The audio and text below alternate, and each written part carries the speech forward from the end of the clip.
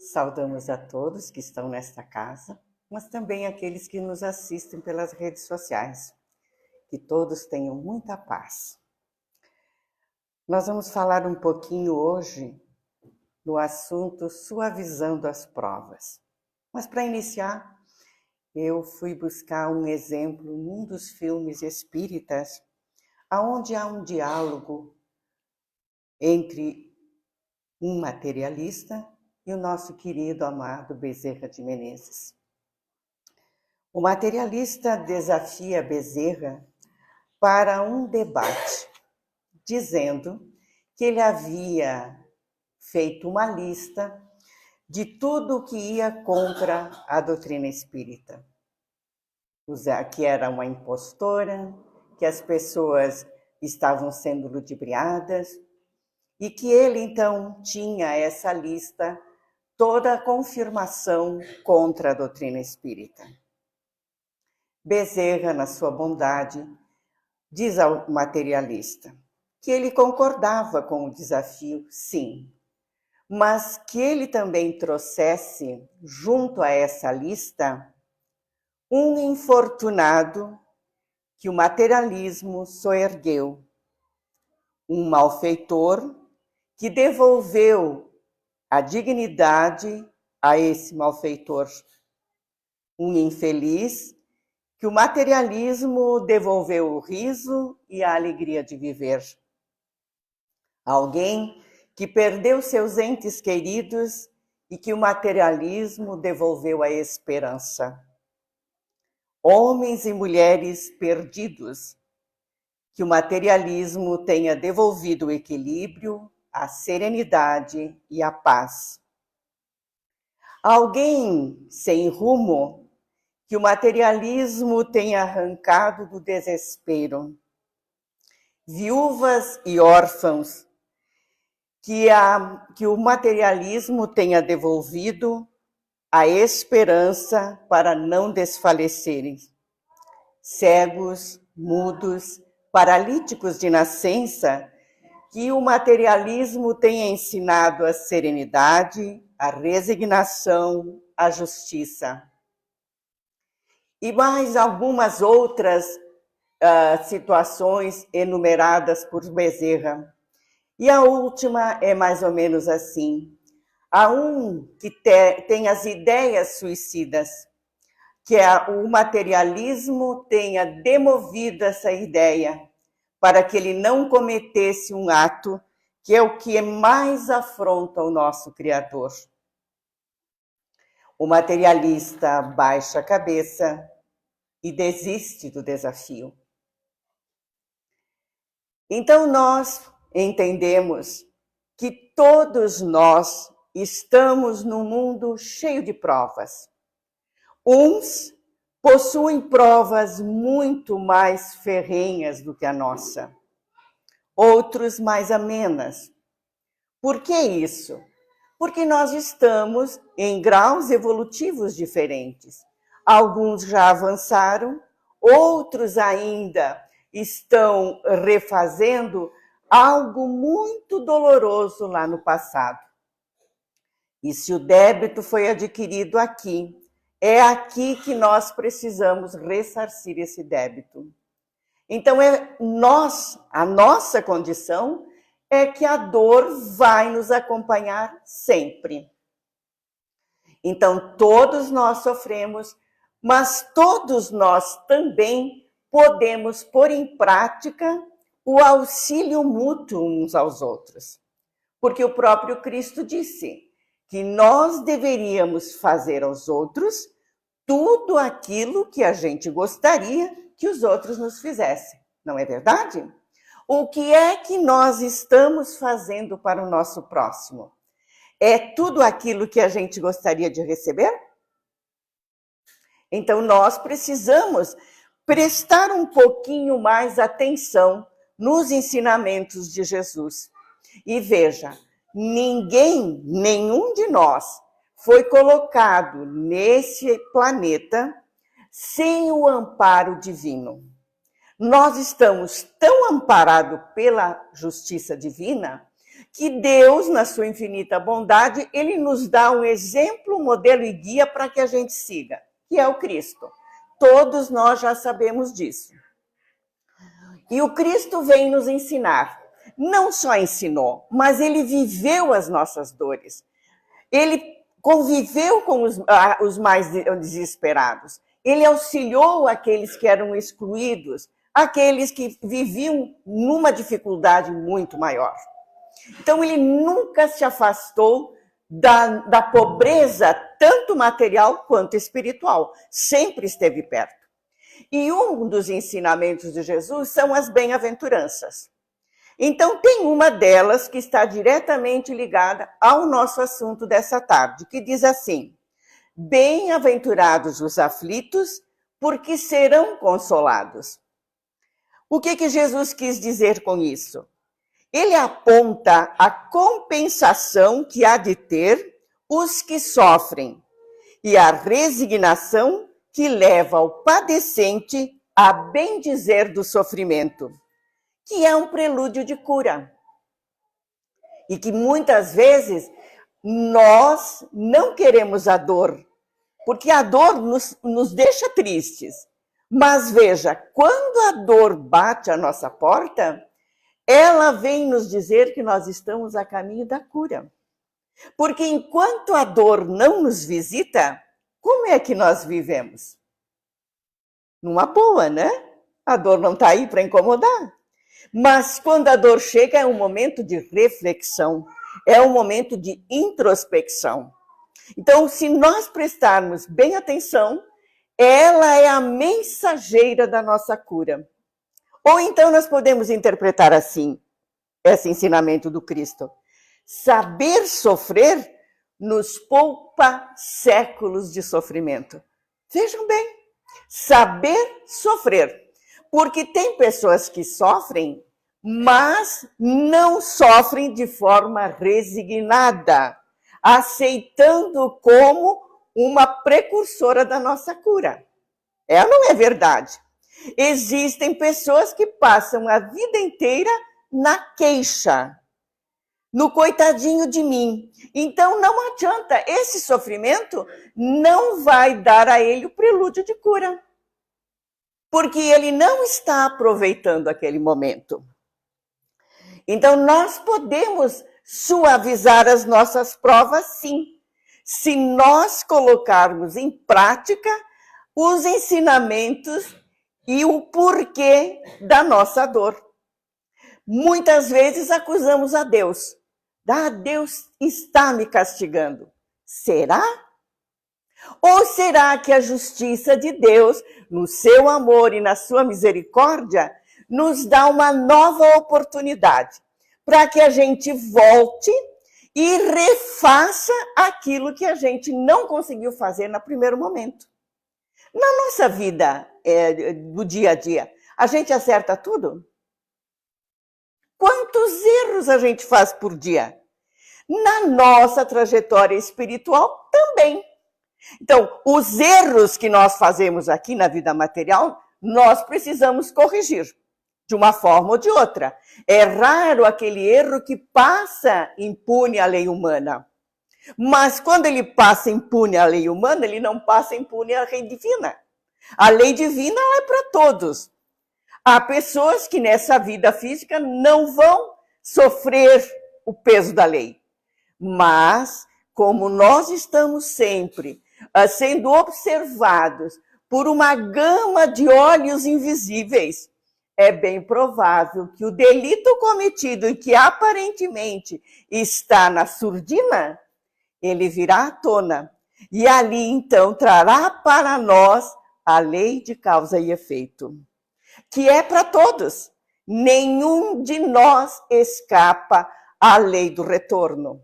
Como diz o nosso amado Chico, de uma forma ou de outra, o que é nosso vai encontrar um jeito de chegar até nós. Então, nós estamos sempre sob a ótica dessas leis divinas.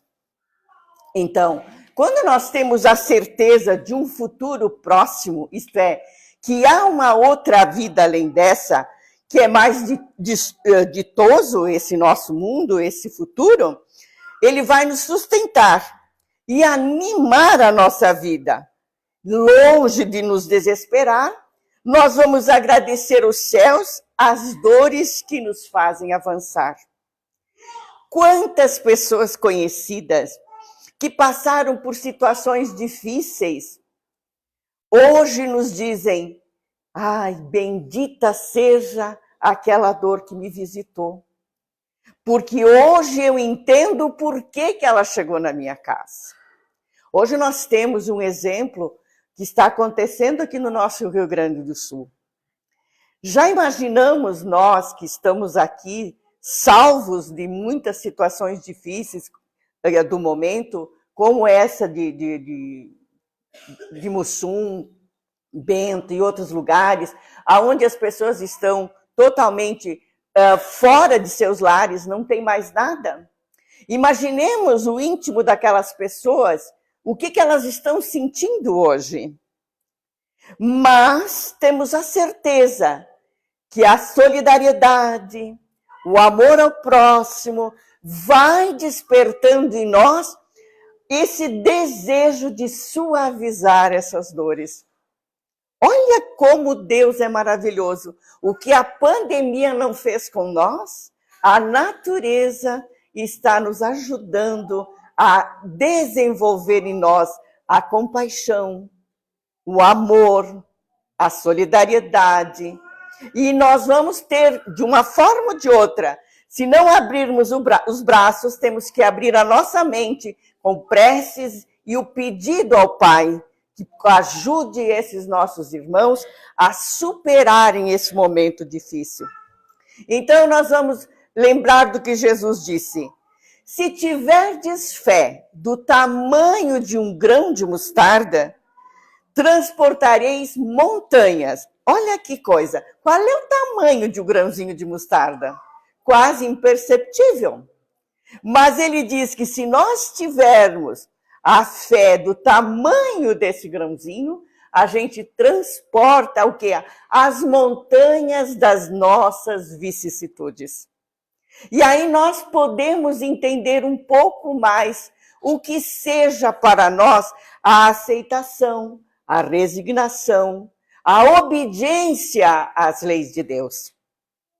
Porque aquele que só vê a vida corpórea como algo que o oprime e angústia, ele vai se desesperar.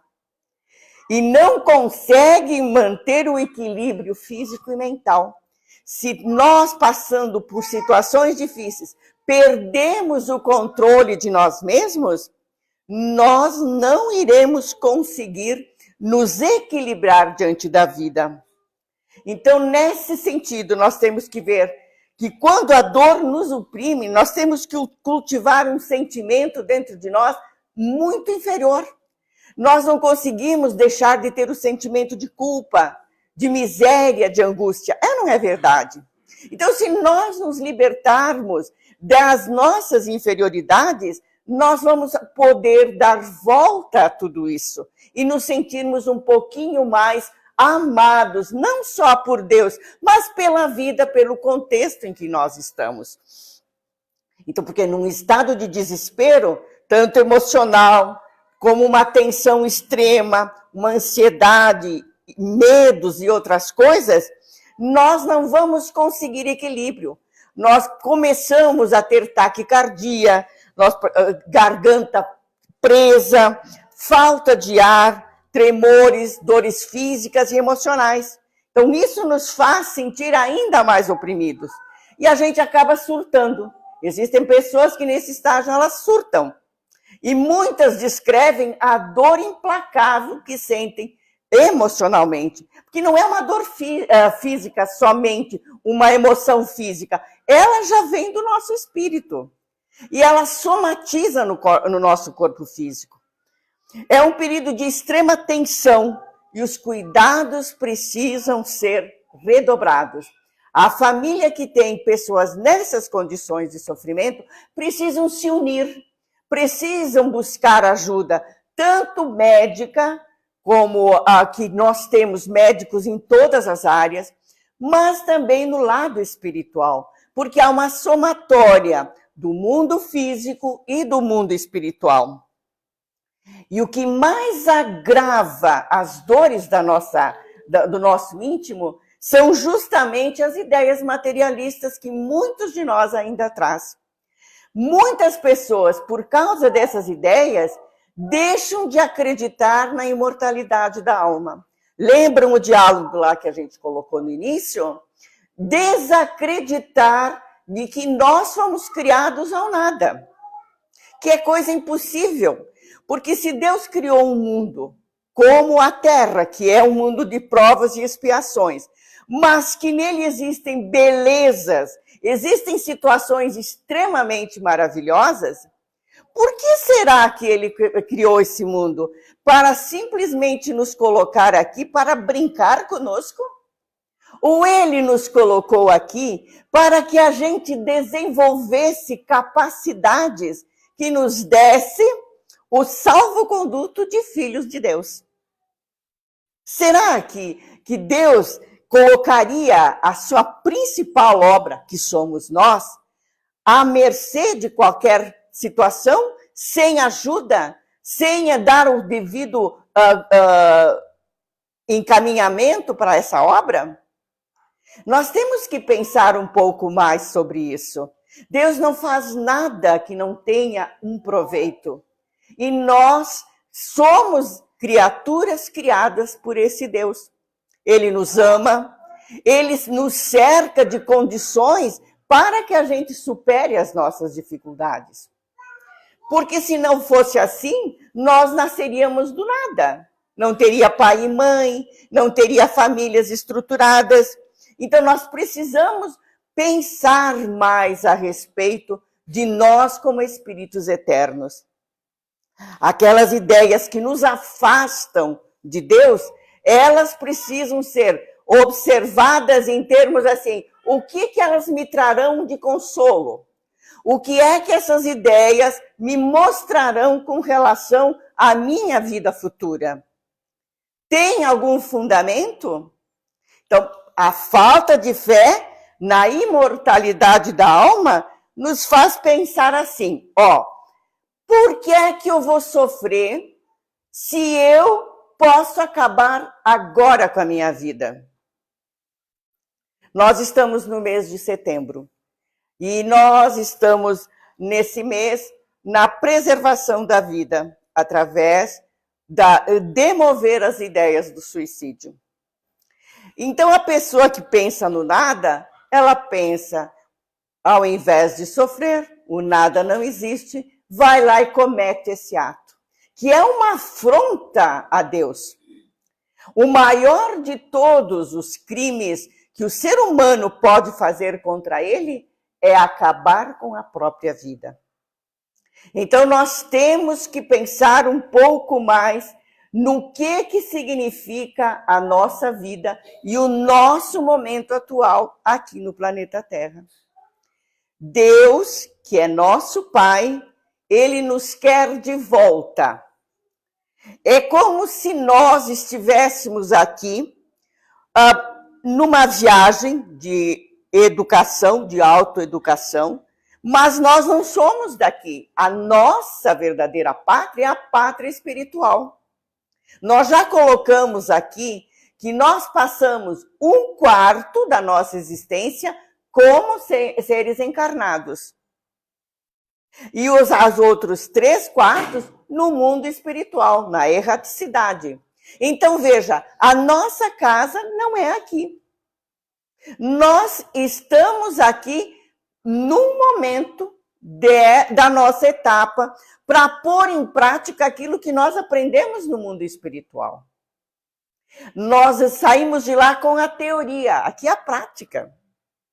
E nós sabemos que todo aquele que sai da universidade, ele não tem a prática, ele precisa exercitar. Então ele vai fazer algumas coisas que não estão corretas. Ele vai cometer erros, assim como nós cometemos erros na vida física. Porque a gente tem a teoria, mas está aqui praticando esse nosso conhecimento, aplicando na nossa vida e na vida de relação. Então, nesse sentido, a nossa Terra é uma escola, é um grande educandário, onde todos nós aqui estamos porque nós vibramos conforme esse planeta. Então, quando a gente fala que Deus nos quer de volta, Ele quer que a gente evolua, que a gente vá se aproximando cada vez mais dele. E para isso, nós precisamos estar aqui, nesse planeta, desenvolvendo as nossas potencialidades humanas, para depois, em outro planeta, desenvolver as potencialidades angélicas. Nós ainda não somos humanos, porque muitas das nossas faltas se dizem ainda ao nosso instinto primário, aqueles momentos de barbárie que nós já vivenciamos aqui. Então você que está com ideia de suicídio e que alguém mandou você aqui hoje ouvir essa palestra, espera um pouco. Reflete. Pensa na tua personalidade como ser eterno. Analisa se realmente vale a pena você passar anos de sofrimento, se caso você queira cometer esse ato realmente. Porque aqueles que cometem suicídio, achando que vão se libertar das dores que está sofrendo aqui, meus irmãos, as dores são muito maiores no mundo espiritual. São as dores mais dilacerantes do que essas atuais. Então, acalma um pouco, procura ajuda, vai buscar o apoio do teu segmento religioso, vai buscar o apoio de médicos. Deus colocou psiquiatras, psicólogos, terapeutas, pessoas no teu caminho que podem te ajudar.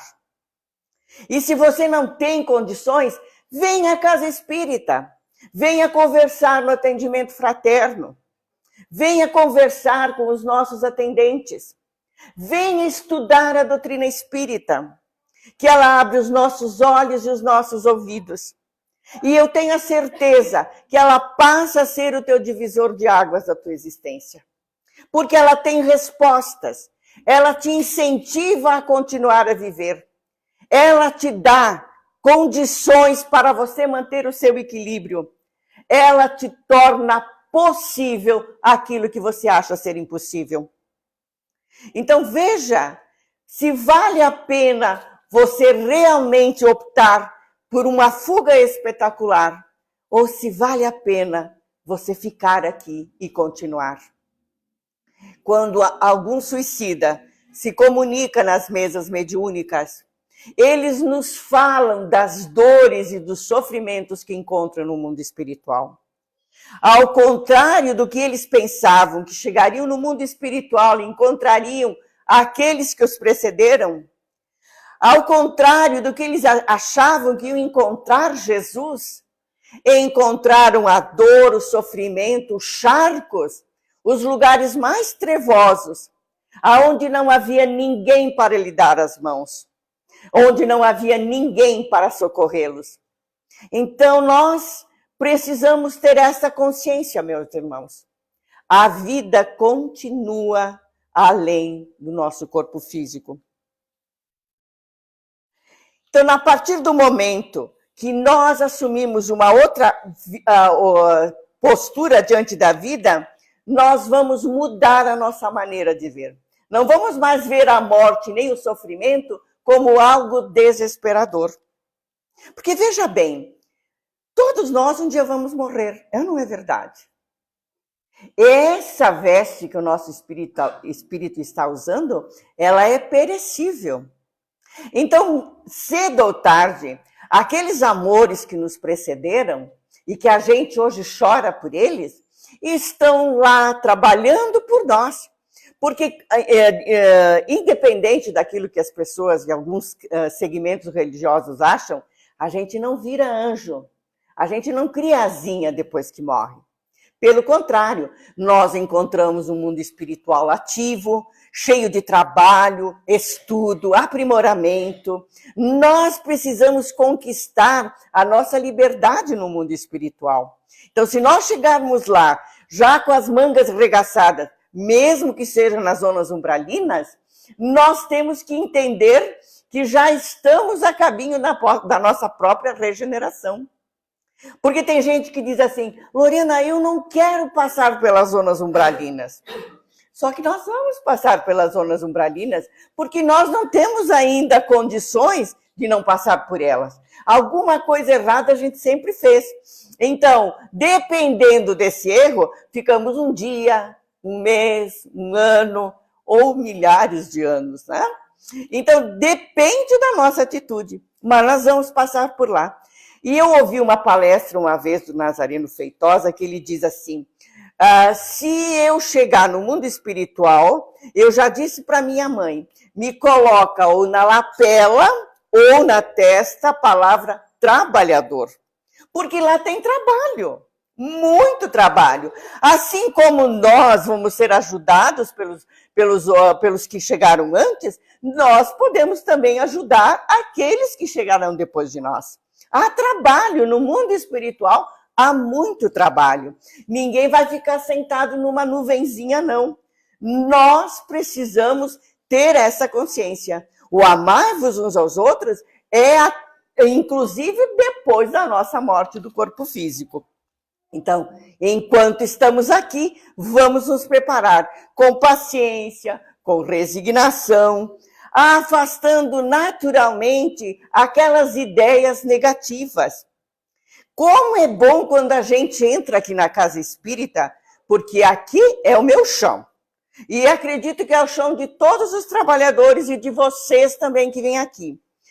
Aposto que quando a gente passa aquele portão, a gente deixa lá fora um baita de um fardo, né? Deixa lá, pesado, a gente chegou até aqui com ele, e a gente entra, parece que a gente fica leve, não? Pois é, por quê? Olha como os nossos benfeitores nos amam.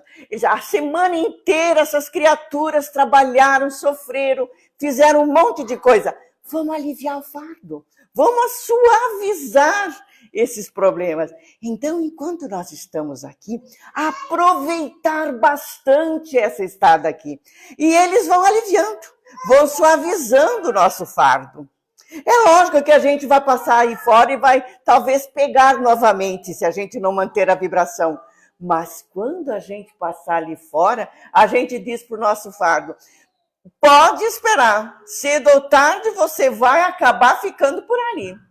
Porque eu quero crescer, eu quero ser alguém melhor, eu quero ser alguém que sorri, alguém que conta histórias, alguém que soergue alguém que aponta caminhos. Isso que nós temos que colocar na nossa cabeça. Então, de repente, aquelas coisas ruins que nos visitam de quando em vez, elas nem vão conseguir chegar mais. Porque o nosso otimismo, a nossa forma de ver a vida vai ser totalmente diferente. E é por isso, quando nós paramos de vibrar no negativo, ninguém mais nos alcança. Nós vamos atrair para perto de nós as pessoas positivas, aquelas criaturas bondosas, aqueles espíritos bondosos, aqueles que nos ajudam, Bezerra de Menezes, Irmã Dulce, Madre Teresa, o próprio Chico, que agora nos ajuda do mundo espiritual, e tantos outros que a gente tem por ali. Então, essas vibrações é que nós temos que atrair para nós. Esses sentimentos bons.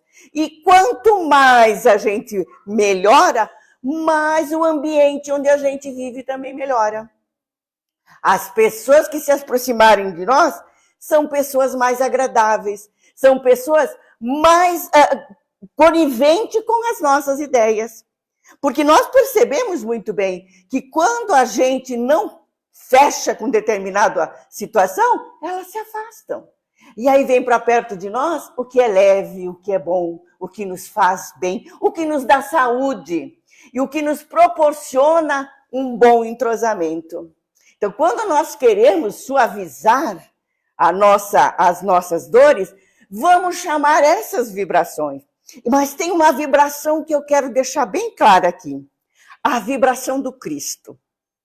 Convidem Jesus uma vez por semana. Escolhe um horário, um dia que toda a família está reunida e façam o evangelho no lar. Conversem com Jesus nessa noite. Contem as vossas dores. Mostrem para eles que vocês estão dispostos a abraçar o seu jugo, o seu fardo. Lembra que nós falamos o mês passado sobre isso? Então, tudo com Jesus fica leve. Tudo com Jesus fica suave. Então, nós precisamos ter isso em mente. Atraia para perto de você boas companhias, boas vibrações. E a melhor de todas, atraia Jesus para perto do seu coração. Mas viva intensamente tudo que você aprender no Evangelho. Porque essa é a forma de nós suavizarmos as nossas dores, os nossos sofrimentos. Muita paz a todos.